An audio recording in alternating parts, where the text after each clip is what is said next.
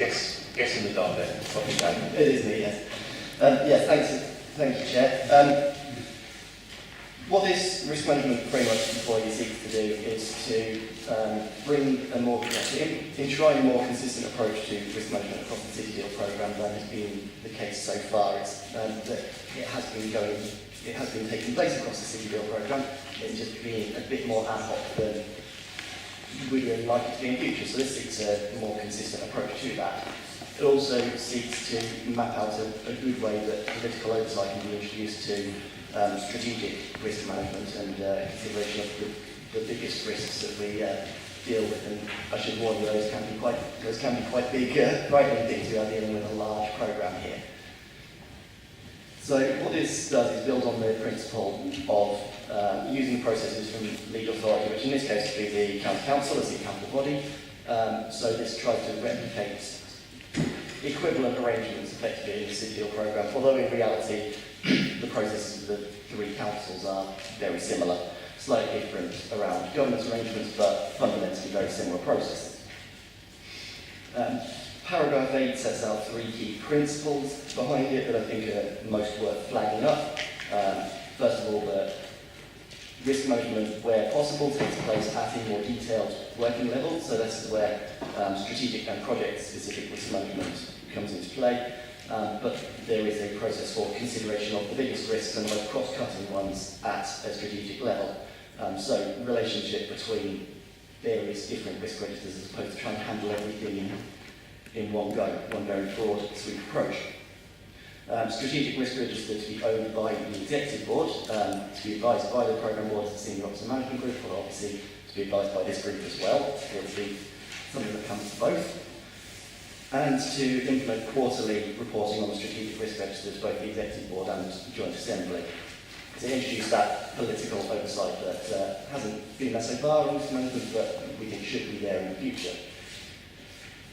There's an important caveat to note in paragraph 9, and that this will probably come through in future reports on the risk register as well, and that is that the context is quite important. What will be included on the strategic risk register will be quite big things, but it's not to say this is all likely to happen if everything's going wrong. Risk management is about a process of identifying what could go wrong down the line and taking proactive steps now to try and reduce the likelihood, reduce the impact of that occurring in the future. So it's about recognising what might go wrong and what we can do to stop it going wrong.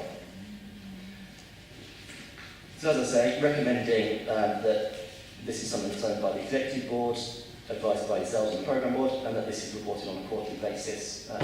We'll set out alternative options for reporting frequencies and choosing not to implement something so consistent, for instance. But I'd just like to come back to emphasising that this isn't to say that risk management hasn't happened so far, and it's not to say that it's in a dangerous state.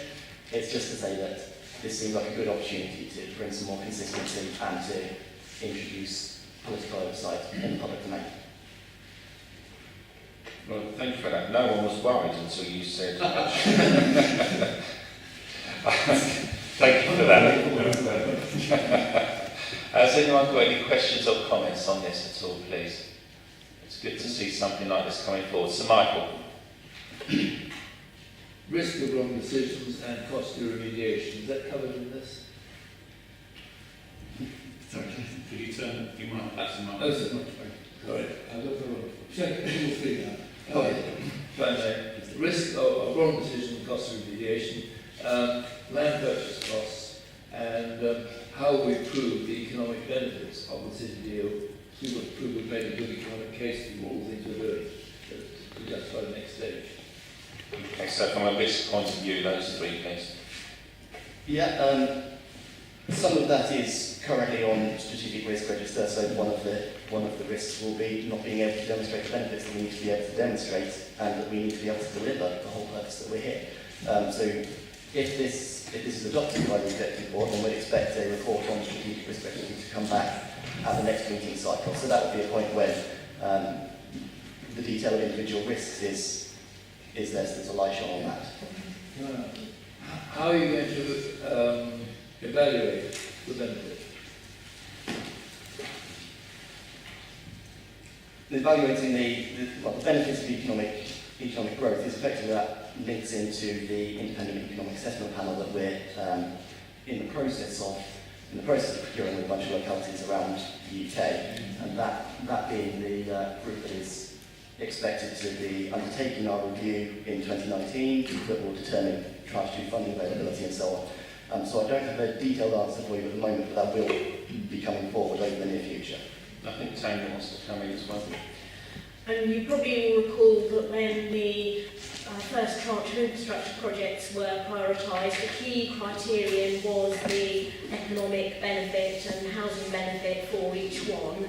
And as projects develop, part of that is having a business case which sets out the economic benefits and looking at the strategic and gross value added benefits of particular decisions.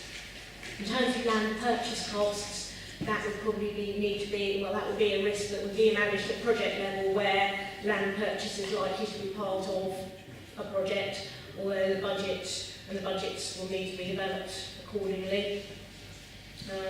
In terms of risks of wrong decision, every business and every public authority has that, just as reputation and other very generic risks like spending more money than you have on there in the mix. Okay, can I ask a question? Because the board is being asked to approve the draft framework, which is fine, and then it's being asked to agree to receive quarterly reports on the City Deal strategic risk management. I can see the benefit. I can also see the benefit of not having quarterly reports. I'd like to know when something's gone wrong. If something goes wrong a month after, I'd like to know a month after that month that it's gone wrong, not wait 3 months. And also, I don't want you to have to come and report on a quarterly basis, nothing. So who's decided on a quarterly report? Quarterly is basically what was considered to be a good balance between the risk of having nothing to say on a regular basis. So hang on, you're balancing the risk of the risk reporting. Okay. Sorry about that, double terminology. But it's also borrowing from the processes of the 3 councils, which each have quarterly reporting to their various equivalent groups. So it's borrowing from that. I mean, it would be within this group's gift to recommend a different frequency if you wish. That's where that's come from, is borrowing from the processes of the councils. If it fits in with the other councils, it's fine. I just wonder where it came from. But if something does happen, I assume we'll be told sooner. Yes, there are other ways to bring these things to attention. I'd imagine the links with the progress report would be particularly key in that sense. That can flag up if something has occurred off-cycle. Okay, thank you. Anyone else? Vice Chair. No, just from paragraph 9, I'm impressed with the first line that says it's crucial that risk management should not be taken as a forecast of doom. Presumably we let all the other reports do that. Yeah. Absolutely. This is a happy report. So is everyone okay with it? Dr. Wells. So on 8C, that's essentially the only place in which the Joint Assembly features in the proposal. So I wondered, what is the accountability of the Joint Assembly? So if we're going to get a report quarterly, what is our accountability then?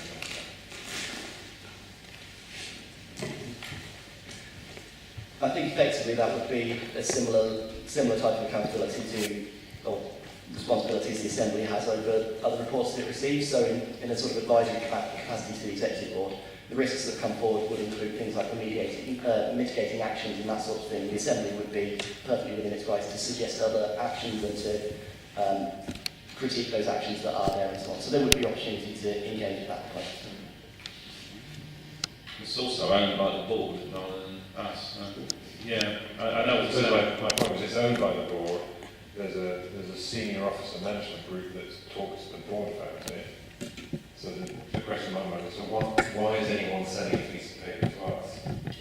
What is the purpose of it coming? I mean, I'm not challenging the unit, I'm just clarifying what's the purpose of it coming to us. We immediately scrutinise anything going to the board. I assume is the answer to that. That kind of is going back to what I was saying in the first place. Tanya, do you want to say? Yes, and the terms of reference of the Joint Assembly states that the Assembly may receive and comment on or scrutinise reports to the executive board, as well as may offer advice to the board on the discharge of its functions and may review its work. So that's the pass the term of reference, pass the explanation. That word may implies that if actually, as a joint assembly, you don't particularly want to re-scrutinise the risk register, thank you very much, then it's something that the assembly could agree. Okay, two things. Did you memorise that or did you read that? Why do you think I've got the iPad, Roger? Just checking. Okay, well, I mean, I guess Sorry, Mr. Chair. the question is, you know, do we want this? It's something that I flagged up that I was content if it fits in with the other councils, but it's been flagged up by Dr. Wells as well. I mean, I'm not going to take a vote on it. Do we want a quarterly report, or do we just want a report as and when? I think as and when. So just accept through management's opinion when something Yeah. is good or bad. And we're going to ask the laws, aren't we? Councillor Bit? Well, slight variation, I was going to say kind of no to quarterly Yeah. and as and when, but just capture it on the full thing on an annual basis so that we kind of take stock as well. I'll always have an annual report, but yeah, as and when with an annual report compulsory. Is that okay, everyone? Yeah. Okay, there you go. Thank you. Streamlining. So, I think, yeah, Tony? Is it worth just clarifying what we mean by exception? So would that be when there has been a significant increase in the risk score, or if a new high risk has materialised? Well, for me personally, the board would know about it, and we'd know about it from the board, and you know we would want to have it on our agenda. So I think both those definitions are viable, but maybe not actually necessary, because if you as officers are keeping us informed and of what's going on at the board level, and me as chair, vice chair, whoever, you know, we will put it on the agenda as and when. I don't think there has to be any definite definition of it. Would that make sense to everyone? Especially as we're getting an annual report anyway. Yeah. I'm getting nods, so The red really should come yeah. to our attention. Anything crossing through greens and quickly should also come to our Yeah. attention. But we'll know that from the board. That's what I was trying to say. Yeah. Okay, thank you for that. Yeah. Is that okay? Good. Okay, so what we were asked to do on that, I think just bear with me. So we were asked to, well, the board has been asked to approve the draft framework, which is fine, and agree to receive quarterly reports. Well, the board can do whatever they want, but we decided on what we're going to do, and I'll let the board know what we're going to do. But actually, I think the board should have quarterly reports. So there you go. Okay, thank you. Moving on, agenda item 11 is the 2016-17 quarter one financial monitoring report. Ah, yes. Hi. Welcome. Thank you. When you're ready. No, No, the big one, big button. Oh, big button. And if you could speak into it, that's great. Thank you. Thank you. In front of you, you've got the monthly financial monitoring as for the end of July. It's just going to bring just a couple of the main areas to your attention. 4.1.2 details the main City Deal programme. It shows the budget and the expenditure for this financial year and identifies at this stage the current underspend of 83,000. Making up that, there's several overs, several unders, but the net position at the bottom line on the main programme is 93k underspend. And then on para 4.2.3 does the same thing for the operations budget, and that shows a 42k underspend at this point in the financial year. That's a summary of where we are at the moment. Okay, thanks, sir. Any questions at all on this? It's yeah, Councillor Dick, please.